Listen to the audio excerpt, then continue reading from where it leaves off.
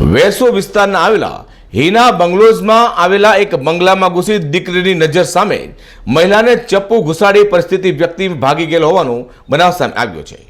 લોહીના ખાબોચિયામાં પડેલી મહિલાને 108ની મદદથી તાત્કાલિક સારવાર માટે પેટમાં ચપ્પુ સાથે જ ખાનગી હોસ્પિટલમાં ખસેડાઈ છે. ઇજાગ્રસ્ત મહિલાએ બંગલો વેચી દેવું ભરપાઈ કરવાની વાત ન માનતા રાજુભાઈ નામના ઈસમે જેવલન હુમલો કરી ભાગી ગયાનું પુત્રએ જણાવ્યું છે.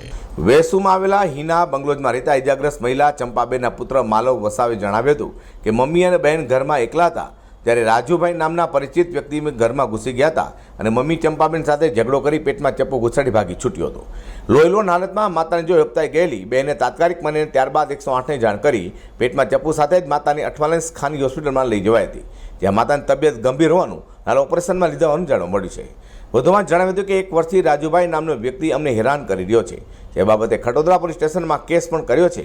અમારું મકાન વેચી પોતાનું દેવું ભરપાઈ કરવાનું આયોજન કરતા રાજુભાઈએ થોડા દિવસ પહેલાં ધમકી પણ આપી હતી. હાલ ખટોદરા પોલીસે આગળની તપાસ હાથ ધરી છે. અઝર કુરશી, જી10 ન્યૂઝ.